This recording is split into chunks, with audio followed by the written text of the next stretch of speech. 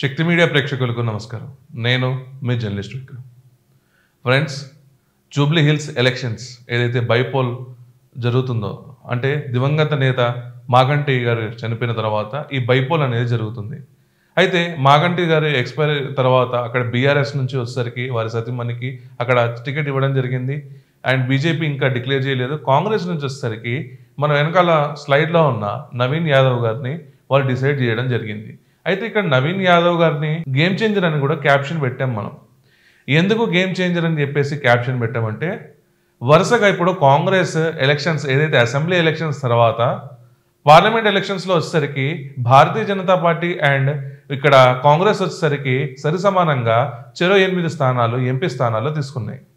దాని తర్వాత మనం చూస్తే ఒకటి మనకి టీచర్స్ ఎమ్మెల్సీ కానీ ఒక తీర్మార్ మల్లన్న తప్ప ఎమ్మెల్సీలో స్టూడెంట్ వింగ్ కానీ టీచర్స్ వింగ్ కానీ చేదు అనుభవమే కాంగ్రెస్కి వచ్చిందని చెప్పేసి మనం అనుకోవచ్చు. ఎందుకంటే పాపులారిటీ లీడర్ ఉన్న తీర్మార్ మల్లన్న గెలవడం తప్ప మిగతా ఎవరక్కడ గెలవడం అక్కడ మనం చూడలేము మనం ఏదైతే ఎమ్మెల్సీలో. ఇప్పుడు అదే తీర్మానం వలన ఏం చేశారంటే బీసీ రిజర్వేషన్స్ కోసం బీసీలకి కాంగ్రెస్లో అన్యాయం జరుగుతుంది, ఈ కాంగ్రెస్ ప్రభుత్వం అన్యాయం చేస్తుందని చెప్పేసి పార్టీ లీడర్ల పైన ఆ రెడ్డి సామాజిక వర్గం పైన ప్రతిదీ దుమ్మెత్తి పోస్తుండడంతో తనను సస్పెండ్ చేయడం జరిగింది. తను కొత్త పార్టీ కూడా పెట్టడం జరిగింది. అది మనకు ఆల్రెడీ తెలుసు. ఏంటంటే ఆ పార్టీ పేరు కూడా వచ్చేసరికి తెలంగాణ రాజ్యాధికార పార్టీ అని చెప్పేసి వారు పెట్టడం జరిగింది, టీఆర్పీ. సో ఇప్పుడు మనం చూస్తే ఫ్రెండ్స్, ఇప్పుడు ఇది వరుస సినారియోలో ఇప్పుడు గెలిచిన తీర్మానం వలన కూడా లేకపోయాయి కాంగ్రెస్కి ఎమ్మెల్సీ నుంచి.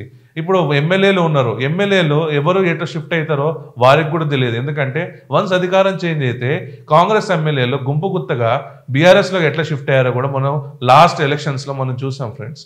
అయితే ఇప్పుడు నవీన్ యాదవ్కి వచ్చేసరికి ప్లస్ ఏంటి మైనస్ ఏంటి మనం తెలుసుకోబోతున్నాం.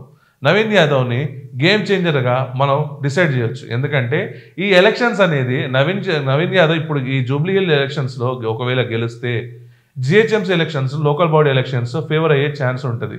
అండ్ ఏదైతే హైదరాబాద్ అర్బన్ ఓట్ బ్యాంక్ బీజేపీకే ప్లస్ ఉందని చెప్తున్నారో, ఇప్పుడు కాంగ్రెస్ కూడా ఇది ఫ్లెచ్ అయ్యే ఛాన్స్ ఉంది. సో ఇక్కడ కాంగ్రెస్కి నిజంగా ఇప్పుడు డూ ఆర్ డై సిచ్యువేషన్ అనేసి మనం చెప్పుకోవచ్చు మిత్రులారా. ఒకసారి ఇప్పుడు కాంగ్రెస్కి ప్లస్ ఏంటి మైనస్ ఏంటి మనం ఇప్పుడు డిస్కషన్ చేద్దాం. ఫస్ట్ ఆఫ్ ఆల్ కాంగ్రెస్కి వచ్చేసరికి పాజిటివ్ ఏంది మనం ఇప్పుడు చూద్దాం.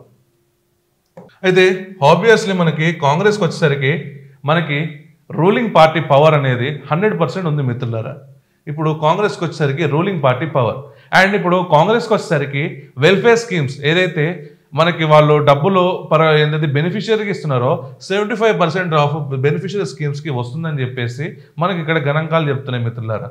అది వాళ్ళు దేని విధంగా ఇస్తున్నారంటే, ఇప్పుడు ఫ్రీ బస్సు ట్రావెల్, మహిళలకి ఉచిత బస్సు ఏదైతే ఇచ్చారో, దాని తర్వాత ఫ్రీ ఎలక్ట్రిసిటీ ఎవరికైతే ఇచ్చారో ఇది ఓటర్లను అట్రాక్ట్ చేస్తుంది గత ఎలక్షన్స్లో. కానీ ఈ ఎలక్షన్స్లో ఇది ఇప్పుడు వర్కౌట్ చేస్తుందా? అండ్ ఇప్పుడు వీళ్ళు చెప్పినట్టు హామీల పరంగా మనం చూసుకుంటే అయితే మహిళలకి అర్బన్ ఓట్ బ్యాంక్ గురించి మనం చెప్తున్నాం కాబట్టి ఇక్కడ మహిళా విద్యార్థులకి స్కూటీలు ఇస్తామని చెప్పారు రేవంత్ రెడ్డి గారు. మరి ఇప్పుడు వరకు ఆ స్కూటీల స్కీమ్ ఏమైనా ఇంప్లిమెంట్ చేశారా అంటే ఆ స్కూటీ స్కీమ్ వచ్చేసరికి ఇంప్లిమెంట్ చేయలేదు. సో ఇక్కడ ఫ్రీ బస్సు, ఫ్రీ ఎలక్ట్రిసిటీ ఇక్కడ ప్లస్ అవుతుందా అంటే అవ్వచ్చు, అవ్వకపోవచ్చు. ఇక్కడ మనం దీనికి ఇక్కడ free bus and free just మనకి 35% మనం డిసైడ్ చేయవచ్చు మిత్రులారా. 35% ఇక్కడ ఏదైతే రేవంత్ రెడ్డి గారు స్కీమ్స్ ఇచ్చారో 35% ఇక్కడ ఈ ఇంపాక్ట్ అనేది ఉంటుంది. అండ్ ఇప్పుడు మనకి ఏంటంటే మన ఇక్కడ అధికారులు వాళ్ళ చేతుల్లో ఉన్నారు. ఇప్పుడు రూలింగ్ పార్టీ కాబట్టి అధికారులు వాళ్ళ చేతుల్లో ఉన్నారు. చెప్తున్నట్టు ఓట్ చోరీ ఏదైనా ఆల్రెడీ మనం చూస్తూనే ఉన్నాం. ఓట్ చోరీలు ఎలా జరుగుతున్నాయి కొన్ని డివిజన్స్లో, కొన్ని సెక్టార్స్లో, కొన్ని ఏరియాస్లో ఎలా జరుగుతున్నాయి కూడా మనం చూస్తున్నాం. సో అక్కడ మ్యానిపులేట్ చేస్తారా? అండ్ అధికార బలంతోనే అక్కడ పోలింగ్ బూత్లో ఏమైనా మ్యానిపులేషన్ చేసే ఛాన్సెస్ ఉన్నాయంటే ఇక్కడ మనకి చూస్తే అంత సిస్టమైజ్డ్ ఎలక్షన్ కమిషన్ ఉంది కాబట్టి, విత్ సర్వేలెన్స్ ఉంది కాబట్టి అధికార పార్టీ పవర్ ఏమన్నా ఓన్లీ ఇక్కడ మాబ్ని క్రియేట్ చేయకుండా అవతల పార్టీ వచ్చేసరికి మీటింగ్లు కానీ సెమినార్స్ కానీ క్రియేట్ చేయకుండా వాళ్ళని అడ్డుకోవడం తప్ప మిగతాది ఏం చేయలేదని చెప్పేసి మనం అనుకోవచ్చు ఫ్రెండ్స్. ఇక్కడ అధికార పార్టీ ఎంతవరకు అక్కడ ప్రతిపక్షాల డబ్బులు అంటే వారి మోబ్కి సంబంధించిన ఏదైతే మొబిలైజ్ చేసిన దాంట్లో వాళ్ళని జనాలు రాకుండా చేయడం, ఇలా చేయడం, అలా మన వాళ్ళని పై ఎత్తులు వాళ్ళ వైపు తిప్పుకోవడం, అండ్ అక్కడ లోకల్లో ఉన్న కార్పొరేటర్లకు కానీ వేరే వాళ్ళని కానీ వీళ్ళ సైడ్ తిప్పుకోవడం, ఇలా మనం చూడొచ్చు. ఎలక్షన్స్ ఏదైతే ఎలక్షన్స్ జరుగుతాయి అప్పుడు ఈ షిఫ్టింగ్ సిస్టమ్ అనేది జరుగుతూ ఉంటాయి మిత్రులారా. మనం ఆల్రెడీ అబ్జర్వ్ చేసినాం చాలాసార్లు చాలా ఎలక్షన్స్లో. అయితే ఇక్కడ రూలింగ్ పవర్ ఎంతవరకు వర్కౌట్ చేస్తుంది అనేది మనకి ఒక క్వశ్చన్ మార్క్. అయితే వీళ్ళకి ఇంకో ప్లస్ ఏంటంటే, బూస్టప్ ఏంటంటే, వీళ్ళు ఏదైతే సికింద్రాబాద్ కంటోన్మెంట్ బైపోల్లో వీళ్ళు రీసెంట్గా విన్ అయ్యారు. ఇది వచ్చేసరికి హైదరాబాద్ సెక్టార్లో ఏదైతే మన అర్బన్ ఓట్ బ్యాంక్ ఉన్నదని చెప్పుకుంటున్నామో ఆ అర్బన్ ఓట్ బ్యాంక్లో వీళ్ళు ఇక్కడ గెలవడం నిజంగా అక్కడ ఈ ఎలక్షన్స్ కూడా, అంటే మన జూబ్లీ ఎలక్షన్స్ కూడా ఒక పాజిటివ్ సైకాలజికల్ బూస్ట్ అని చెప్పేసి మనం అనుకోవచ్చు. అండ్ నిజంగా కంటోన్మెంట్ గెలిచిన తర్వాత ఎట్లయితే ఉత్సాహంతోనే ఇప్పుడు జూబ్లీ ఎలక్షన్స్ చేద్దామని అనుకుంటే, ఇప్పుడు జూబ్లీ ఎలక్షన్స్ వచ్చేసరికి రెండు ఫ్యాక్ట్స్ ఉన్నాయి మిత్రులారా. ఒక మేజర్ ఏంటంటే మాగంటి గారి సింపతి, అండ్ మాగంటి గారి సింపతి. ఇంకొకటి ఇక్కడ కాంగ్రెస్ ఇన్కంబెన్సీ కూడా దీనికి దోహదపడుతుంది. సో ఇక్కడ కాంగ్రెస్ కంటే వేరే పార్టీకి ఫ్లెచ్ ఉండే ఛాన్స్ ఉండొచ్చు అనేసి విశ్లేష వర్గాలు అంటున్నాయి. కానీ end of the day Congress ఏమని వాళ్ళకి ఓట్ పోలరైజేషన్ చేస్తుందో చూసి మన last end of the day వరకు మనం చూడాల్సి ఉంది. ఇక్కడ ఇంకొకటి చూడొద్దాం మిత్రులారా, ఏఎంఎం పొలిటిషనల్ సపోర్ట్. నిజంగా ఏదైతే మెదక్ ఎంపీ రఘునందన్ రావు గారు పదే చెప్తున్నారు ఈ మాట. ఏమని చెప్తున్నారంటే, అక్కడ ఎంఐఎం వచ్చేసరికి క్యాండిడేట్ నిలబెట్టట్లేదు, ఎక్కడ చూసినా క్యాండిడేట్లు నిలబెడుతుంది. ఢిల్లీ ఎలక్షన్స్లో కూడా క్యాండిడేట్ నిలబెట్టింది, పంజాబ్లో కూడా నిలబెట్టింది, గుజరాత్లో కూడా నిలబెట్టింది. ఆఖరికి రేపు జరిగే బీహార్ ఎన్నికల్లో కూడా ఇక్కడ ఎంఐఎం వచ్చేసరికి క్యాండిడేట్లు నిలబెట్టింది. కానీ పురుడు పోసుకున్న హైదరాబాద్ నియోజకవర్గం, హైదరాబాద్ అండ్ సికింద్రాబాద్లో ఈ ట్విన్ సిటీస్లో ఎందుకు పెట్టట్లేదు అని చెప్పేసి ఇప్పుడు ఒక పెద్ద క్వశ్చన్ మార్క్ ఇక్కడ. అయితే ఇది ఎక్కడికి దహోదం చేస్తుంది, దీనివల్ల ఏమైనా ఇంపాక్ట్ ఉంటుందా అంటే, దాదాపు 140,000 ఓట్లు ప్లస్ మైనారిటీ ఓట్లు, 140,000 మైనారిటీ ఓట్లు వచ్చేసరికి స్ప్లిట్ అవ్వకుండా కాంగ్రెస్కి పడే ఛాన్స్ ఉందని చెప్పేసి విశ్లేష వర్గాలు అంటున్న సమాచారం. అయితే ముస్లిం ఓట్లు వచ్చేసరికి, ఏదైతే మైనారిటీ ఓట్స్ వచ్చేసరికి ఓన్లీ కాంగ్రెస్ అండ్ ఎంఐఎంకి పడుతుందా అంటే ఇక్కడే మనం పప్పులో కాలేసిన మిత్రులారా. ఎందుకంటే ఇప్పుడు నరేంద్ర మోడీ గారికి ఏంటంటే మనం వారికి రిఫార్మ్ చేస్తున్న దాంట్లో వారికి ఎటువంటి స్కీమ్స్ ఇస్తున్నారో మనం చూస్తున్నాం మిత్రులారా. ఏదైతే అంత్యోదయ సిద్ధాంతం ఏదైతే వారు ఆచరిస్తున్నారో ఆ అంత్యోదయ సిద్ధాంతంతో అక్కడ ప్రజల మన్నలు పొంది ఇప్పుడు మైనారిటీ ఓట్ బ్యాంక్ కూడా బీజేపీకి and Muslim and minority vote bank ఏదైతే ఉందో ఇక్కడ బీజేపీ కూడా ప్లస్ అయ్యే ఛాన్స్ ఉంది. అయితే ఇప్పుడు మనకి స్ట్రాటజికల్ క్యాండిడేట్ ఫీల్డింగ్, ఇప్పుడు నవీన్ యాదవ్ గారు వచ్చేసరికి బీసీ కమ్యూనిటీ, మళ్ళీ యాదవ్ కమ్యూనిటీ కూడా, అండ్ సికింద్రాబాద్ అండ్ హైదరాబాద్ సిటీస్లో ముస్లిం మైనారిటీ కమ్యూనిటీస్ తర్వాత మెజారిటీ డామినేషన్ ఉండేది అక్కడ యాదవ్ కమ్యూనిటీ అని చెప్పేసి మన పెహల్వాన్స్ అవన్నీ మనం చూస్తే మనకు అర్థమవుతుంది మిత్రులారా. అండ్ ఇంకోటి ఏంటంటే, తనకి 2014 నుంచి 2018 వరకు మనకి లోకల్గా ఆయనకి ఫ్యాన్ ఫాలోయింగ్ కానీ అండ్ ఆయనకి సంబంధించిన బూస్టప్ అయిన ఫాలోవర్స్ కానీ చాలా పెరుగుతూ ఉన్నారంట. ఇది నవీన్ యాదవ్ గారిది. And caste base and local base ఎలక్షన్స్లో ఇది మనకి క్యాస్ట్ అంటే యాదవ్ కమ్యూనిటీతోని ప్లస్ మరియు బీసీ కమ్యూనిటీ సోదరులతోని తను ఎక్కువగా ఫ్లెచింగ్ ఉంటారని చెప్పేసి మనకి అభిప్రాయపడుతున్నారు మేధావులు. కానీ ఇక్కడ నవీన్ యాదవ్ గారికి వచ్చే చిక్కు ఏంటంటే, మొన్న హైకోర్టు ఏదైతే స్టే ఇచ్చిందో ఆ స్టే ఇవ్వడం వల్ల నవీన్ యాదవ్ గారికి మైనస్ ఉండే ఛాన్స్ ఉంటుంది. ఎందుకంటే బీసీ డిక్లరేషన్ మీద కాంగ్రెస్ చేస్తున్న డ్యూయల్ పాలిటిక్స్ని ఏదైతే ఉందో ఆ పాలిటిక్స్ని అర్థం చేసుకుంటుంది, ఆ పాలిటిక్స్ని ప్రజలు అర్థం చేసుకొని ఇక్కడ నవీన్ యాదవ్ గారికి బీసీ ఓట్ బ్యాంక్ పడే ఛాన్స్ తక్కువ ఉంది ఫ్రెండ్స్. అండ్ ఇంకొకటి ముఖ్యంగా మనకి చెప్పేది ఏంటంటే మిత్రులారా, ఇక్కడ లోక్సభ ఎలక్షన్స్ ఏదైతే సికింద్రాబాద్ పార్లమెంట్ ఎలక్షన్స్ ఏదైతే ఉన్నాయో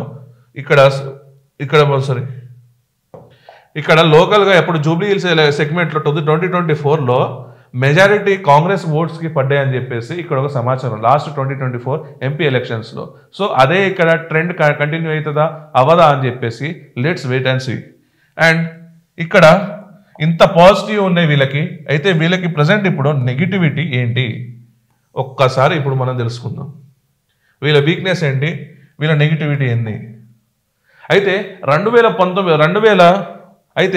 2009 నుంచి ఇప్పుడు వరకు అక్కడ జూబ్లీ ఎలక్షన్స్లో ఇక్కడ కాంగ్రెస్ అనేది గెలవడం జరగలేదు. అక్కడ ఎవరెవరు గెలిచారంటే బీఆర్ఎస్ అండ్ టీడీపీ వరుసగా గెలుస్తూ ఉన్నాయి. అది 2014, 2018, 2023 ఇది బీఆర్ఎస్ ఆర్ టీడీపీ ఇక్కడ గెలిచే ఛాన్స్ ఉంది. అండ్ ఇక్కడ ఇంకోటి ఏంటంటే ఇక్కడ ఇన్కంబెన్సీ చాలా ఎక్కువ ఉంది ఏది జూబ్లీ హిల్స్లో. ఎందుకు అనేసి మనం నెక్స్ట్ స్లైడ్స్లో చూద్దాం. అయితే గతంలో చూస్తే మనం జిహెచ్ఎంసీ సీటు 2023లో అసెంబ్లీ ఎలక్షన్స్లో కానీ జిహెచ్ఎంసీ ఎలక్షన్స్లో కానీ మనకి ఒక ఎమ్మెల్యే కూడా కాంగ్రెస్ నుంచి ఇక్కడ గెలవలేదు. బైపోల్లో గెలవడం తప్ప కంటోన్మెంట్లో ఇక్కడ ఒరిజినల్ పాలిటిక్స్లో అంటే క్షేత్ర పాలిటిక్స్లో ఏదైతే డైరెక్ట్ ఎలక్షన్స్ జరిగినాయో జిహెచ్ఎంసీ కానీ ఎమ్మెల్యే ఎలక్షన్స్ కానీ కాంగ్రెస్ ఇక్కడ గెలిచిన దాఖలాలు లేవు. సో ఇక్కడ అదే మళ్ళీ భయం అనేది కాంగ్రెస్కి ఉంటుందా ఉండకపోదా అనేది మనం చూడాల్సి ఉంది. అండ్ ఇంకొకటి ఏంటంటే ఇది డూ ఆర్ డై సిచ్యువేషన్ అని మనం ఇందాకనే మనం చెప్పుకున్న ఫ్రెండ్స్, ఇది డూ ఆర్ డై సిచ్యువేషన్. ఇంకొకటి ఏంటంటే అక్కడ మెయిన్గా జరిగిన ఒక సినారియో మీకు చెప్తున్నా. అక్కడ పెద్దమ్మ తల్లి టెంపుల్ ఏదైతే జూబ్లీ హిల్స్ పెద్దమ్మ తల్లి టెంపుల్ ఉందో అక్కడ మేయర్లు వచ్చేసరికి కాంగ్రెస్ ప్రభుత్వం రాష్ట్రంలో ఉన్నప్పుడు మొన్న రీసెంట్గా జరిగిన ఒక ఇష్యూ ఇది. పెద్దమ్మ తల్లి టెంపుల్ని వ్యాండలైజ్ చేశారు. ఏదైతే వ్యాండలైజ్ చేశారో ఆ వ్యాండలైజ్ చేసిన తర్వాత అక్కడ స్థానికుల నుంచి వ్యతిరేకత 100% ఉంది మిత్రులారా. ఎందుకంటే అక్కడ స్థానికులు కానీ అక్కడ హిందూ సామాజిక కార్యకర్తలు కానీ ఆర్ఎస్ఎస్ కానీ బజరంగ్ దళ్ కానీ బీజేపీ కానీ అక్కడ జర్నలిస్టులు కానీ ఇక్కడ మనం ముఖ్యంగా చూస్తే ఈసారి ఆ ఉద్యమంలోకి జర్నలిస్టులు కూడా ప్రత్యక్షంగా వారు రావడం జరిగింది. అండ్ కర్ణాటక కళ్యాణ్ లాంటి ఒక సెలబ్రిటీస్ కూడా అక్కడ వచ్చి ప్రొటెస్ట్ చేయడం కూడా జరిగింది. సో అక్కడ టెంపుల్ని వ్యాండలైజ్ చేసి అమ్మవారిని అపకీర్తి పొందింది కాంగ్రెస్ గవర్నమెంట్. అలాంటి కాంగ్రెస్ గవర్నమెంట్ని హిందూ ఓట్ బ్యాంక్ని ఎలా పోలరైజ్ చేస్తుంది అనేది ఒక క్వశ్చన్ మార్క్. అండ్ ఇప్పుడు యాదవ్ కమ్యూనిటీ నుంచి ఉన్నా కూడా యాదవ్ సార్ది మనకి హిందుత్వాన్ని ఫాలో అయ్యే ఒక రిచువల్స్లో వాళ్ళు ముందుంటారు. అట్లాంటి రిచువల్స్ ఫాలో అయ్యే ముందున్న కమ్యూనిటీలో టెంపుల్ ఎట్లయితే వ్యాండలైజ్ అయిందో ఆ టెంపుల్ వ్యాండలైజ్ చేయడం వల్ల ఇక్కడ BC Yadav community vote bank కూడా చీలే ఛాన్స్ ఉందని చెప్పేసి మనం ఇక్కడ అనుకోవచ్చు ఫ్రెండ్స్. అండ్ ఇక్కడ వచ్చేసరికి ఇక్కడ మనకి మాగంటి గారి వారి ప్రజాపాలన ఎలా ఉందో మనకు ఆల్రెడీ తెలుసు ఫ్రెండ్స్. టీడీపీ నుంచి బీఆర్ఎస్ నుంచి లాస్ట్ మొన్నటి వరకు తను ఎమ్మెల్యేగా పనిచేశారు. ఆయనది ఒక మనకి తెలిసిన పుస్తకం అనేసి మాగంటి గారికి చెప్పుకోవచ్చు. అండ్ ఇప్పుడు మాగంటి గారి వైఫ్కి అక్కడ టికెట్ ఇవ్వడం జరిగింది బీఆర్ఎస్ నుంచి. సో అక్కడ స్ట్రాంగ్గానే ఉండొచ్చు. అండ్ ఇంకా ఈ రోజు వరకు బీజేపీది ఇంకా డిక్లేర్ చేయలేదు. బీజేపీ నుంచి ఒకవేళ ఇక్కడ కూటమి నుంచి సువాసిని గారు ఇక్కడ నిలబడితే ఎలా ఉంటుందని చెప్పేసి మొన్నటిదాకా ఒక సందిగ్ధంలో ఉంది. కానీ ఇప్పుడు ఒకవేళ నిజంగా టీడీపీ ఇక్కడ అరంగేట్నం చేస్తే ఇక్కడ బీఆర్ఎస్కి కొంచెం ఫ్లెచ్ అయ్యే ఛాన్స్ ఉంది. ఎందుకంటే మళ్ళీ తెలంగాణ ఆంధ్ర ఇట్లా మన ఇక్కడ ఒక స్ట్రాటజికల్ మూవ్ ఏమైనా చేస్తుందా అంటే ఒక స్ట్రాటజికల్ మూవ్ చేసే దాంట్లో 50% ఇక్కడ బీఆర్ఎస్కి ప్లస్ అయ్యే ఛాన్స్ ఉంది. ఎందుకంటే అక్కడ వచ్చేసరికి జూబ్లీ హిల్స్ కానీ అక్కడ ఆ ఏరియా పీపుల్ కానీ ఫిలిం నగర్ కానీ ఏదైనా అక్కడ వచ్చేసరికి మొత్తం దాదాపు ఆంధ్ర సెటిలర్స్ 50% ఉంటారు. సో అక్కడ ఆల్రెడీ అది టీడీపీ బెల్ట్ ఏరియా. అక్కడ టీడీపీ బెల్ట్ ఏరియా కాబట్టి TDP belt area plus Andhra settlers and NTR గారి ఫ్యాన్స్ ప్లస్ ఎన్టీఆర్ గారి సిస్టర్ తను, మన జూనియర్ ఎన్టీఆర్ సిస్టర్ తను. సో ఎన్ని పాజిటివ్ ఉంది కాబట్టి ఇక్కడ సుహాసిని గారిని నిలబెట్టే ఛాన్స్ ఉందని చెప్పేసి అనుకుంటున్నారు. అండ్ మొన్న కిషన్ రెడ్డి గారి గెలుపు దాంట్లో కూడా ఇక్కడ టీడీపీ ఒక క్రూషియల్ రోల్ ప్లే చేసిందని చెప్పేసి మనం అనుకోవచ్చు ఫ్రెండ్స్. ఎందుకంటే టీడీపీ ఓట్ బ్యాంక్ అనేది ఇక్కడ నాయకులు లేకపోయినా పటిష్టంగా వాళ్ళ ఓట్ బ్యాంక్ అనేది ఉంది.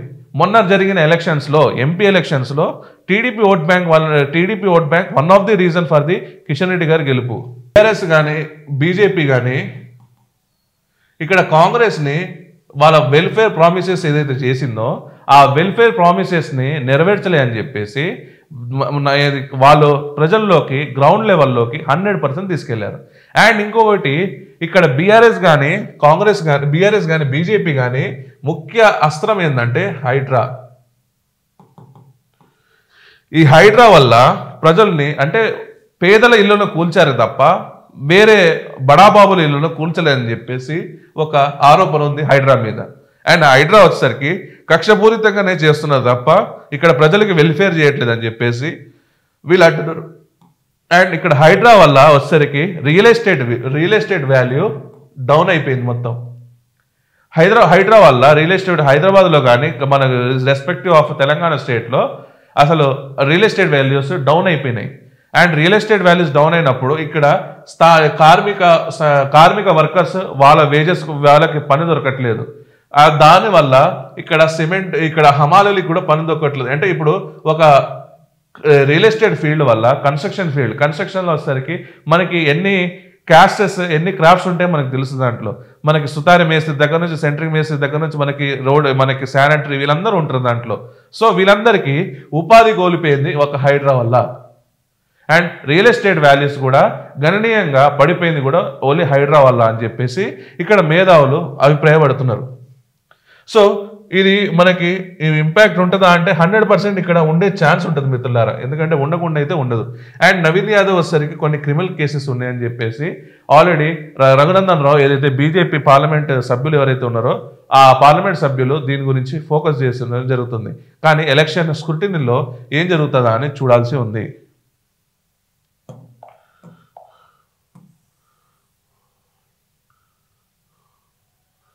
అయితే ఇప్పుడు ఓవరాల్గా చూస్తే ఫ్రెండ్స్, ఇప్పుడు మనకి 2023లో ఒక్క టికెట్ కూడా గెలవాలి. ఒకవేళ ఇప్పుడు ఇక్కడ కాంగ్రెస్ గెలిస్తే ఇది ఒక బూస్టప్ అని చెప్పేసి మనం అనుకోవచ్చు.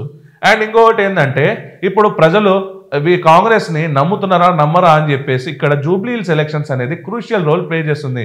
ఎందుకంటే ఈ మొమెంటం అనేది నెక్స్ట్ వచ్చేసరికి మనకి లోకల్ బాడీ ఎలక్షన్స్కి అండ్ జిహెచ్ఎంసీ ఎలక్షన్స్కి ఇంపాక్ట్ అయ్యే ఛాన్స్ ఉంది. సో ఇక్కడ ఈ వెల్ఫేర్ స్కీమ్స్ని ఇక్కడ వ్యాలిడేట్ చేస్తున్నారు ప్రజలు, దాన్ని మొమెంటం ఇస్తున్నారని చెప్పేసి మనం అనుకోవచ్చు. అండ్ ఇంకొకటి ఏంటంటే ఇది మజ్లిస్ పార్టీతోని వీళ్ళ సత్సంబంధాలు వీళ్ళ ప్రేమాయాణాలు ఇంకా పెరిగే ఛాన్స్ ఉన్నాయి, అంటే ఇంకా దగ్గరయ్యే ఛాన్స్ ఉన్నాయని చెప్పేసి మనం అనుకోవచ్చు. అండ్ ఇంకోటి ఇప్పుడు కాంగ్రెస్ ఓడిపోతే ఇక్కడ జిహెచ్ఎంసీ మేయర్ ఇక్కడ బీజేపీకి వచ్చే ఛాన్స్ 100కి 100% అని చెప్పేసి మనం అనుకోవచ్చు ఫ్రెండ్స్. ఎందుకంటే ఇక్కడ జూబ్లీ హిల్స్ ఎలక్షన్స్ ఇక్కడ కీ డిసైడింగ్ ఫ్యాక్టర్ మనకి ఆల్రెడీ ఇప్పుడు. అండ్ ఇంకోటి ఏంటంటే కాంగ్రెస్ని ఇప్పుడు జూబ్లీ హిల్స్ ఎలక్షన్లో మన కాంగ్రెస్ని ఓడిపిస్తే ఇక్కడ బీజేపీకి అక్కడ కార్పొరేటర్స్ ఎవరైతే నిలబడతారో కాంగ్రెస్ని అక్కడ వీక్ చేయొచ్చు కాంగ్రెస్ క్యాండిడేట్ని. అండ్ ఇంకొకటి క్రియేట్స్ పర్సెప్షన్. ఇంకొకటి ఏంటంటే రేవంత్ రెడ్డి గారి సీట్ కూడా అయితే సీఎం కుర్చీ కూడా డిసైడ్ అయ్యేది ఈ జూబ్లీ ఎలక్షన్స్లోనే. ఇప్పుడు నవీన్ యాదవ్ని మన గేమ్ చేంజర్ అని చెప్పేసి మనం ఇందాక అన్నాం. ఈ నవీన్ యాదవ్ గేమ్ చేంజర్ రేవంత్ రెడ్డిని పైకి లేపుతాడా కిందకి దిస్తాడా ఇంకో ముఖ్యమంత్రి మనం చూడబోతున్నామా అనేది మనం వేచి చూడాల్సి ఉంది. సో మిత్రులారా, ఇలాంటి క్లారిటీ అండ్ క్రిస్టల్ అనాలిసిస్ కోసం మన ఛానల్ని సబ్స్క్రైబ్ చేయండి. ఇప్పుడు మనం జస్ట్ కాంగ్రెస్ గురించి చెప్పాం, మనం నెక్స్ట్ బీఆర్ఎస్ గురించి, దాని తర్వాత బీజేపీ క్యాండిడేట్ వచ్చిన తర్వాత బీఆర్ఎస్ అండ్ బీజేపీ క్యాండిడేట్ గురించి కూడా మనం మాట్లాడదాం. సో సైనింగ్ ఆఫ్ మీ జర్నలిస్ట్ విక్రమ్. వీడియో కానీ మీకు నచ్చినట్టయితే friends like share and comment చేయాల్సిందిగా కోరుకుంటున్నాను. జై